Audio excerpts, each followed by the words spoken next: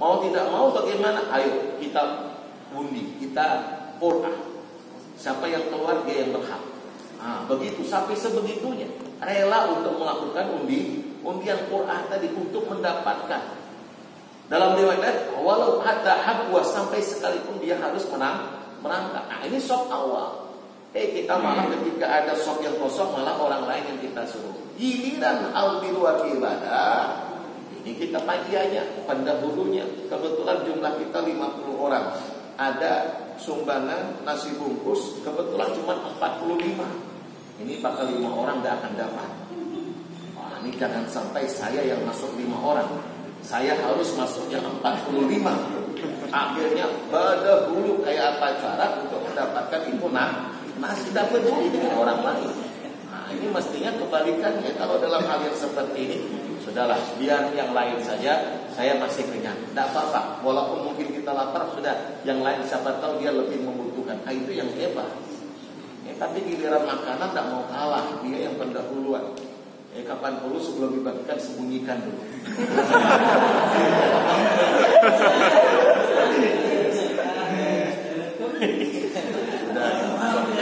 Sudah maksudnya ini bukan menyembunyikan, kan masih ada.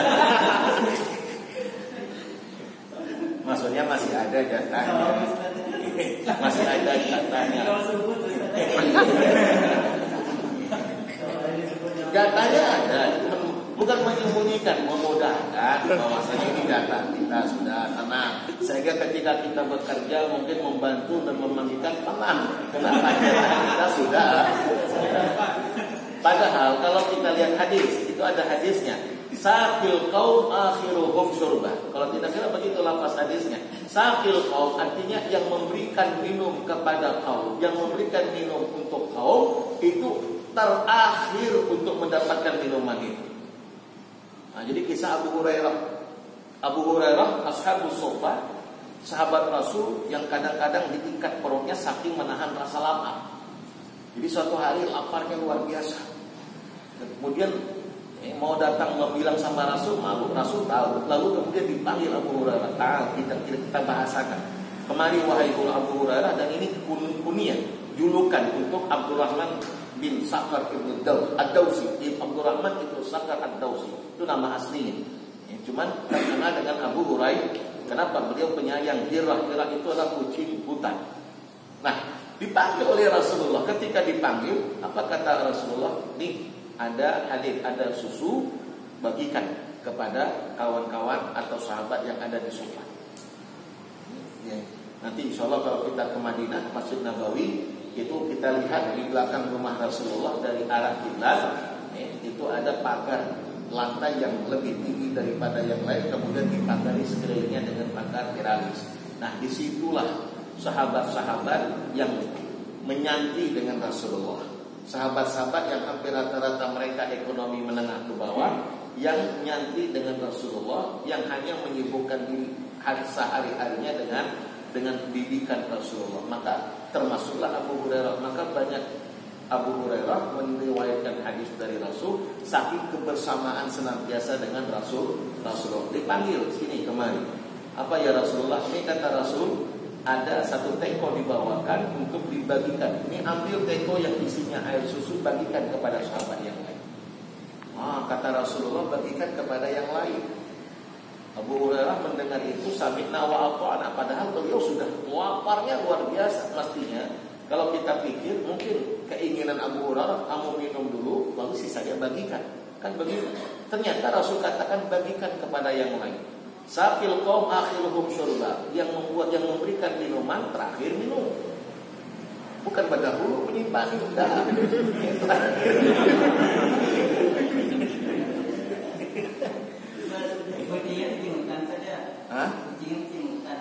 Ya, Hirah itu kucing hutan. Bukan kucing Anggora toh. Kalau kucing liar lah, kucing liar. Kalau kucing peliharaan biasanya kitun. Ya, kitun itu kucing tapi biasa dipelihara. Kalau kucing liar itu Hirah namanya, kucing yang memang berkeliaran, bukan dipelihara. Kalau dipelihara kitun, makanya sering ada orang yang memelihara kucing sehingga kamar-kamarnya pun ada Kitty, Hello Kitty. Semuanya kucing gambarnya. Itu kucing pelihara, makanya kitty. Kittun, bahasa Arabnya kittun. Itu kucing peliharaan. Kucing memang sudah dijinakan. Kalau kucing liar itu namanya hirra. Karena beliau mendapati seekor kucing yang bukan dipelihara oleh siapa-siapa, kemudian beliau ambil dan beliau jaga dan rawat sehingga disebut dengan Abu Hurairah. Nah, ketika Abu Hurairah kasih minum, wah ini padahal sudah laparnya luar biasa. Yang terbesit dalam pikiran beliau, ini kira-kira air susu di dalam teko ini cukup tidak untuk saya, kata beliau. Makanya kita kadang-kadang berpikir juga seperti itu. Cukup dah untuk saya. Jangan-jangan kita bagi, nanti kita nggak dapat bagian. Makanya dipatah pada rumput aja. Abu Hurairah kira-kira karena sami'na wa ata'na, karena kata Rasul bagikan. Akhirnya dibagikan satu persatu. Dikasih, orang Arab kan kasih susu. Coba kalau di Masjidil Haram itu sering kita lihat orang yang bersedekah dengan tenaga. Tak disuruh, tak diapa-apakan, tak kenal kita, tiba-tiba ada yang ngasih minum air zam-zam, dia ambil, kemudian dia isi gelas yang sudah tersediakan, lalu dia tawarkan, kisah, disedekah. Padahal air zam-zam itu dia Masjidil Haram, cuman dia bersedekah tenaga. Kalau dulu waktu di masa-masa sebelumnya air sulit, sehingga kebiasaan orang Arab itu juga dengan sedekah air, maka biasa ambil air disedekahkan. Kita tidak kenal, kita tidak minta pun tetap diberi. Nah, Abu Hurairah juga memberi satu sampai giliran Abu Hurairah. Ini kata Abu Hurairah, sampai enggak dengan saya, khawatir kira-kira cukup enggak. Ternyata apa kata Abu Hurairah? Semua sahabat ketika sudah meminumnya, dan aku pun juga alhamdulillah meminumnya sampai kenyang aku minum, ini air tidak berkurang sedikit. Ini mukjizat daripada Rasul. Jadi air yang sedikit cukup untuk banyak orang.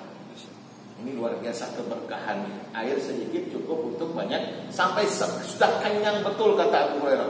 Aku dah gak tahan lagi untuk meminum ini air, tapi air masih saja tersisakan, artinya keadaan habis. Nah, ini mukjizat Rasul. Kalau kita kan tidak ada karomah untuk itu.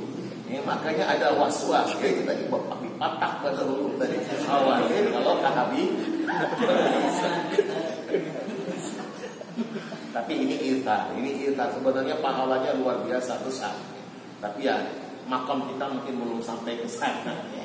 Yang penting kita sudah berbuat, tak jadi masalah. Baik. Yang penting jangan sampai yang dipatah itu melebihi batas kewajaran. Jatah kita 1 dipatah 10, ini berbahaya. Ini kadang minta tempat lain. Kadang minta tempat lain pula. Malfat yang telah berlalu biarlah berlalu. Artinya tidak perlu untuk kita ulang. Baik, yang terakhir al-haddu 'ala al-iqtisad fil ibadah wal amru bil iqbal 'alaiha binasyat. Hadis menganjurkan untuk kita iqtisad, tidak berlebih-lebihan dalam melakukan ibadah, wal amru bil iqbal 'alaiha binasyat, agar dengan harapan ketika ibadah itu kita lakukan tetap dalam kesemangatan. Karena kalau mata kita ngantuk, gimana bisa semangat ibadahnya? Allahu Akbar. Layau kalau orang Banjar bilang. Kalaupun dipaksakan tidak maksimal ibadah yang kita lakukan, maka ketika kita paksakan tidak baik hasilnya. Istirahat sejenak, segar mata kita, baru kemudian kita ibadah, insya Allah lebih khusyuk. Baca Quran yang lebih tepat bacaannya, makhraj yang lebih benar, tajwidnya juga benar, dan lain sebagainya. Ini adalah hadis yang patut dan perlu untuk kita terapkan dan kita amalkan dalam kehidupan. Faqala an Aisyah radhiyallahu ta'ala anha anna Rasulullah sallallahu alaihi wasallam qala idza na'asa ahadukum wa huwa yusalli falyarqud hatta yadhhab 'anhu an-nawm fa innahu idza shalla wa huwa na'is la yadri la'allahu yadhhabu yastaghfir fa yasubbu nafsahu muttafaqun 'alaihi. Nah, ini dampak buruknya dengan kita memaksakan untuk beribadah saat ketika kita lemah, saat ketika maksudnya kita lelah dan tidak memberikan hak mata untuk beristirahat. Kata Rasul, idza na'asa ahadukum, kalau sekiranya terasa mu'as itu muqaddamatun naum. Apa? Kalau tidur itu kan sudah tidak sadar. Tapi kalau nu'as itu antara sadar dengan tidak. Apa bahasa kita, ngantuk. Kalau itu nu'as namanya. Tapi masih sadar orang-orang di sekitar kita. Nu'as, ngantuk. Tapi kalau sudah orang lewat tak tahu, kejadian apa tak tahu, itu tidur namanya. Apalagi kalau sudah azan, bukan azan lagi, qomat hari Jumat.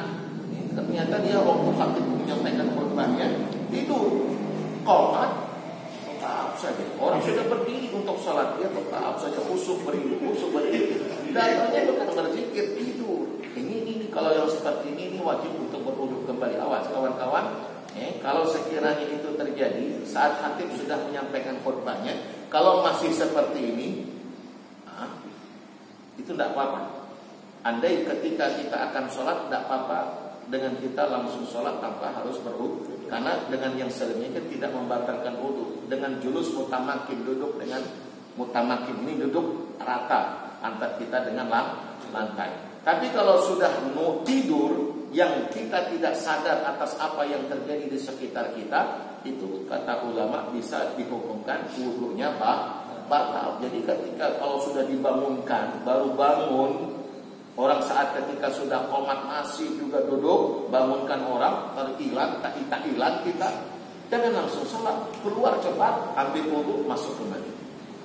Karena wudu kita dihukumkan sudah batal, apalagi sampai begini. Ini duduk daerah mutamakin, ini bahaya. Karena al-ain wika'us shar, mata itu kunci dubur kata ulama. Berdasarkan daripada hadis, maka kalau matanya tertutup berarti kuncinya lepas. Yang dikhawatirkan ketika kita tidur sesuatu keluar dari dubur kita dan kita tidak sadar. Karena apa? Duduknya nggak mutamakin. Dan itu kita bisa praktekkan. Jangankan di waktu tidur, di waktu jaga saja kalau duduk yang sedemikian, insya Allah aman. Tidak akan keluar sesuatu dari duburnya. Tapi kalau sudah singgang sedikit, awas hati-hati. Itu isyarat ada sesuatu yang kita keluarkan. Karena kalau duduk begini tidak akan bisa kita keluarkan. Maka kalau teman kita duduk di depan kita duduknya seperti ini aman. Tapi kalau sudah bergeser sedikit, patut dicurigai ada apa dengannya. Tiba-tiba kok bau, tak salah lagi, yang terjungkit sedikit, yang telah mengeluarkan. Itu kita bisa curigai. Sebegitunya ulama membahas dan menghukumkan batal wudunya dan wajib untuk berwudu. Dan ini banyak. Kadang-kadang kita tidak paham sehingga ketika tidur lalu kemudian dibangunkan langsung sholat. Kata Rasul, la yaqbalullah sholata ahadikum idza ahdas hatta yatawadda. Tidak sah salat seorang dalam keadaan hadas sampai dia berwudu. Sia-sia salat kita. Ini juga gunanya ilmu. Maka kata Rasul dalam hadis ini, fal yarqud hatta yadhhab anhu naum. Tidur terlebih dahulu sampai hilang atau pergi daripadanya tidur tadi. Fa innahu idza shalla wa huwa na'is, sebab kalau dia paksakan untuk salat sementara dia dalam keadaan ngantuk yang bersengkasangatan, la yadri, maka dia tidak akan sadar, la'allahu yadhhab yastaghfir fa yasubbu nafsah. Bisa jadi yang ia lakukan itu adalah justru mencaci maki akan dirinya, bermohon dan meminta bukan agar Allah ampunkan, bermohon dan meminta bukan untuk kebaikan, tapi justru yang dimintanya adalah keburukan baginya. Kenapa? Tidak tahu yang kita ucapkan, tidak sadar lagi yang kita katakan. Maka hindari yang sedemikian dengan beristirahat sejenak. Sejenak, tapi bukan selamanya, atau kebanyakan. Jangan sedikit-sedikit tidur. Ini keliru. Dia tidur sedikit, bukan sedikit-sedikit tidur. Kalau sedikit-sedikit tidur itu banyak tidurnya dari ibadahnya. Tapi kalau sedikit tidur artinya banyak ibadah ketimbang tidur. Insya Allah hadis yang berikutnya di lain kesempatan kita akan lanjut. Baik, kita buka tanya jawab kalau memang ada, silakan.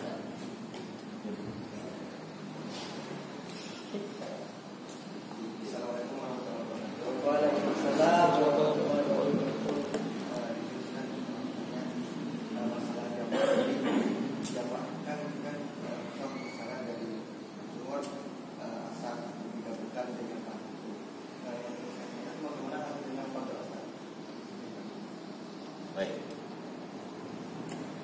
Qadha itu sholat yang kita lakukan di luar waktu yang sudah ditetapkan, itu qadha namanya.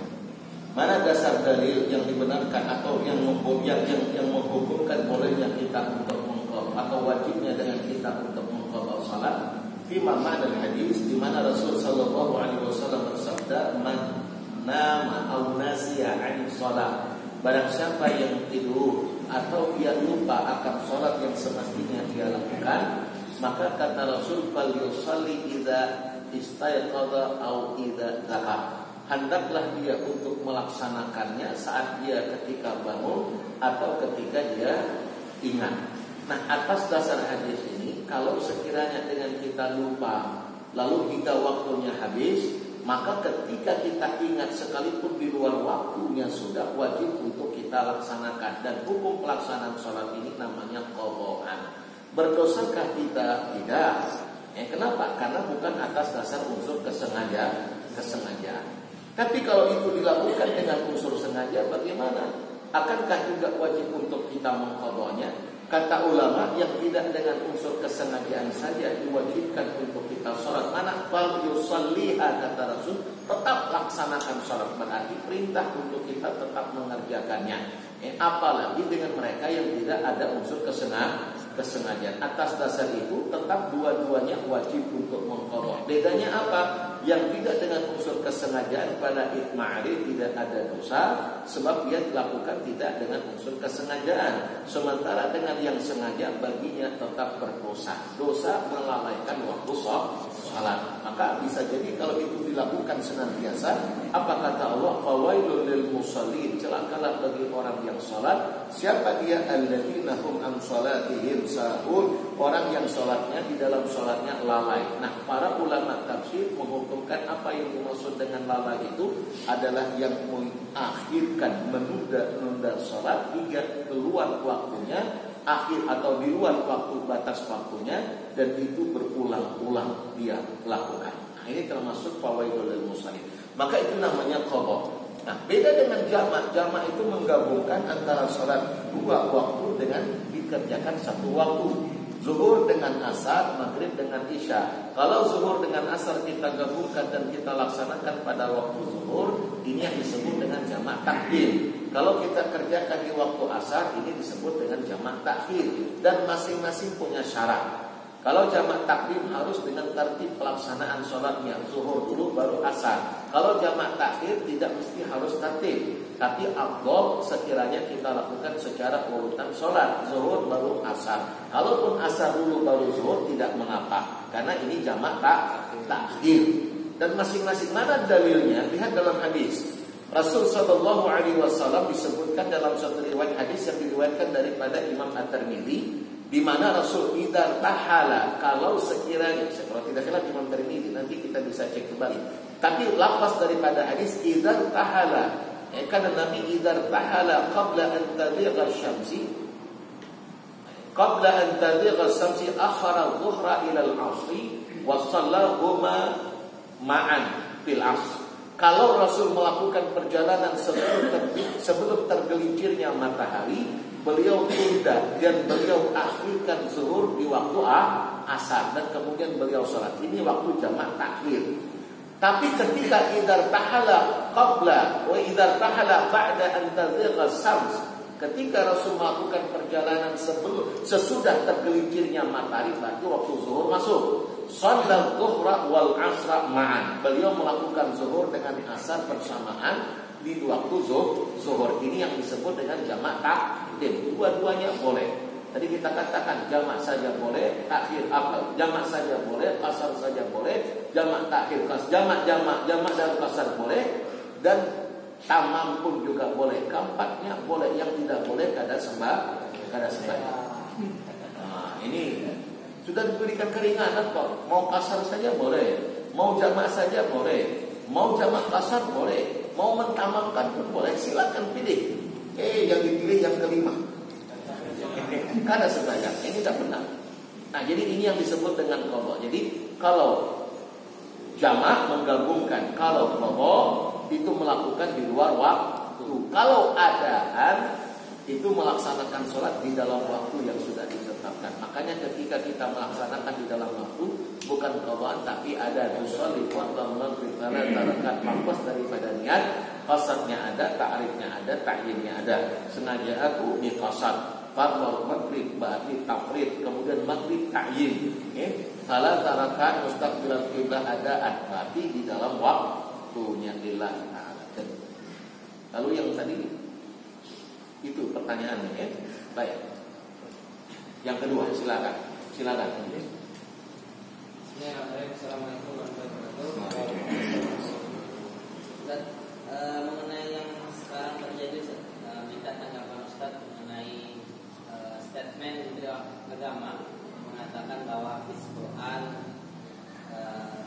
sumber dari awalnya datangnya radikal. Terus mengenai sertifikasi ulama, menurut Ustaz bagaimana? Pada dasarnya banyak kita sudah dengar di media-media, kalau dengan apa yang diungkapkan dengan tabayun yang sudah dilakukan oleh juga yang bersangkutan dalam hal ini, apa yang dimaksudkan yang bersangkutan dan lain sebagainya, dan bagaimana sikap para ulama dan seterusnya, pada dasarnya kita sudah paham dan kita sudah tahu bahwasanya bahwa dengan Hafiz Quran yang dimaksudkan pun juga beliau bukan seperti yang sebagian kita ponis ataupun nyatakan, tapi lagi-lagi memang sebagai public figure mestinya tidak mengungkapkan kalimat-kalimat yang multi makna yang kemungkinan. Kemudian kan dia sudah ada tabayun yang maksudnya begini. Tapi kalau itu diungkapkan di khalayak ramai, saya rasa juga tidak tepat. Maka bagaimana kita mensikapinya, itu kita bisa lihat pendapat-pendapat ulama. Tak perlulah dengan saya untuk mengutarakan sebab kita siapa. Banyak ulama-ulama yang sudah mengungkapkan pendapat-pendapat beliau berkaitan dan juga berhubungan dengan statement tersebut. Tapi lagi-lagi sudah ada tabayun. Dan yang kedua juga begitu hal dengan sertifikasi ulama. Ini juga kita pernah dengar apa dan bagaimana pendapat para ulama untuk memberikan modal bagi kita, sebagaimana siapa itu yang dari Sulawesi, Ustaz Adnatin. Andai pembekalan yang diberikan untuk pemahaman dan menambah keilmuan silakan, tapi yang melaksanakan, yang mengadakan memang ahlinya. Jadi kalau dengan kita itu kemudian menambah wawasan keilmuan kita, silakan, tapi bukan dengan mereka yang berkepentingan yang sifatnya